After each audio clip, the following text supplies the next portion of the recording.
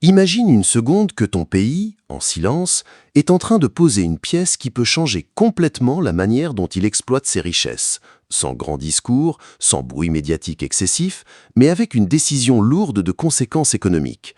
Une décision qui concerne des centaines de wagons, des millions de tonnes de minerais et un axe ferroviaire stratégique qui peut redessiner une partie de l'économie nationale. Et si je te disais que derrière une simple signature entre deux entreprises, il y a peut-être un des projets les plus importants des prochaines années en Algérie? Est-ce que tu y croirais vraiment?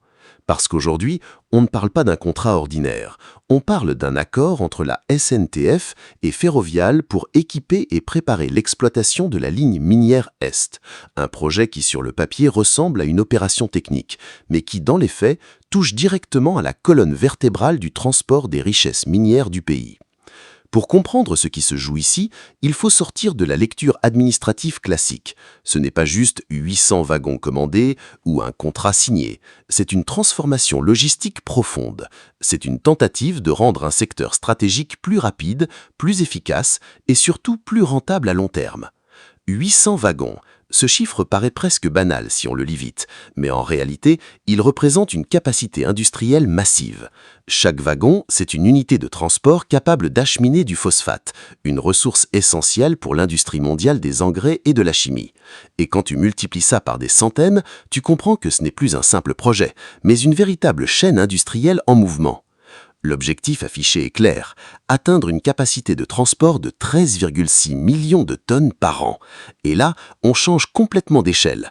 On ne parle plus d'un projet local, mais d'un outil stratégique qui peut influencer la compétitivité du secteur minier algérien à l'international. Mais la vraie question, celle que beaucoup se posent sans forcément la dire, c'est pourquoi maintenant? Pourquoi ce projet prend autant d'importance aujourd'hui? La réponse se trouve dans une réalité simple. Un pays riche en ressources naturelles ne gagne rien s'il ne peut pas les transporter efficacement. Les mines peuvent produire, les gisements peuvent être riches, mais sans logistique performante, tout reste limité. Le transport est souvent le maillon invisible qui détermine la valeur réelle d'une économie minière. Et c'est exactement là que la ligne minière Est entre en jeu. Elle n'est pas seulement un rail posé sur du béton, c'est un corridor économique, une artère destinée à relier les zones d'extraction aux zones de transformation et d'exportation. Ce type de projet ne se mesure pas uniquement en kilomètres de rail, mais en impact économique global, parce qu'une infrastructure comme celle-ci change la vitesse de circulation des matières premières, réduit les coûts de transport et augmente mécaniquement la compétitivité des exportations. Dans ce projet, la SNTF joue un rôle central. Historiquement, elle est l'acteur principal du transport ferroviaire en Algérie. Mais aujourd'hui, son rôle évolue. Elle ne se limite plus à faire circuler des trains. Elle devient un acteur stratégique du développement industriel. Face à elle, Ferrovial apporte une expertise technique dans la fabrication et la fourniture de matériel ferroviaire. Cette collaboration illustre une tendance mondiale. Les grands projets d'infrastructure ne sont plus uniquement nationaux, ils sont hybrides, combinant savoir-faire local et technologie internationale. Mais ce qui rend ce projet particulièrement intéressant, c'est sa dimension progressive. Rien n'est instantané. La livraison des wagons commence dès juillet, mais le déploiement complet s'étale jusqu'à la mise en service totale prévue vers la fin de 2027. Cela signifie que pendant plusieurs années, le projet va évoluer, s'adapter et se construire étape par étape.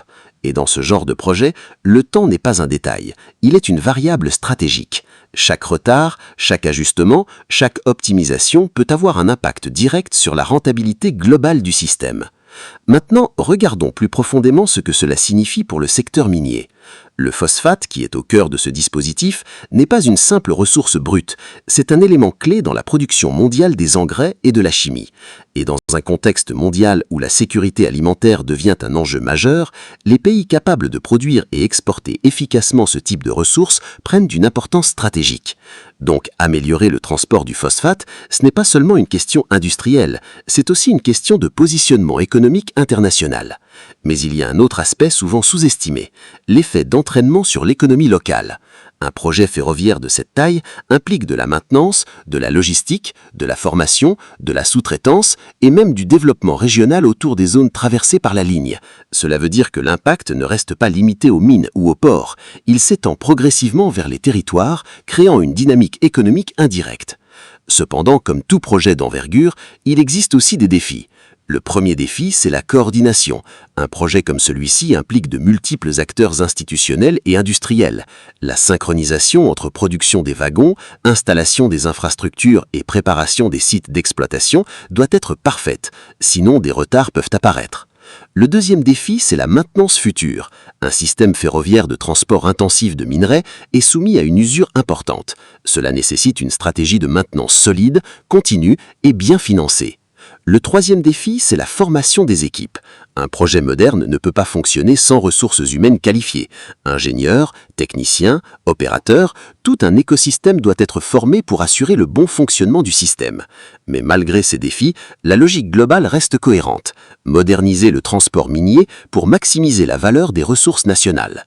Et si on prend un peu de recul, on comprend que ce projet s'inscrit dans une vision plus large, celle de la modernisation des infrastructures économiques du pays. Le ferroviaire, longtemps considéré comme un secteur classique, revient aujourd'hui au centre des stratégies de développement. Parce que dans un monde où les coûts de logistique peuvent faire ou défaire la compétitivité d'un produit, le transport devient une arme économique. 800 wagons, ce n'est donc pas juste un chiffre impressionnant, c'est une capacité industrielle nouvelle, une flexibilité accrue, une réduction des délais et potentiellement une augmentation significative des exportations. Mais une question reste toujours ouverte dans ce type de projet. Est-ce que les résultats seront à la hauteur des ambitions affichées? Parce que sur le papier, tout semble parfaitement structuré, mais dans la réalité, les grands projets d'infrastructure dépendent toujours de facteurs imprévisibles, budget, coordination, conditions techniques et parfois même contexte économique global. Ce qui est certain, c'est que la ligne minière Est représente un pari stratégique, un pari sur la capacité du pays à transformer ses ressources naturelles en valeur économique réelle grâce à une logistique modernisée. Et ce pari, s'il est réussi, peut changer beaucoup de choses, pas seulement dans le secteur minier, mais dans toute la chaîne économique associée.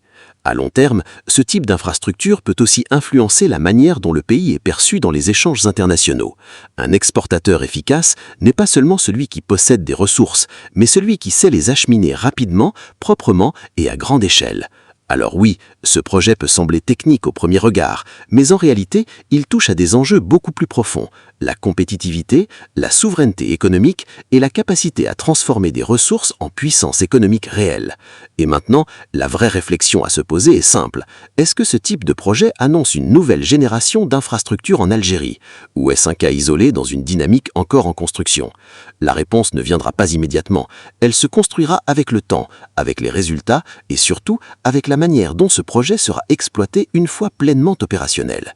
Mais une chose est déjà sûre, c'est que la ligne minière Est n'est pas juste un projet de transport, c'est une pièce stratégique dans un puzzle économique beaucoup plus grand.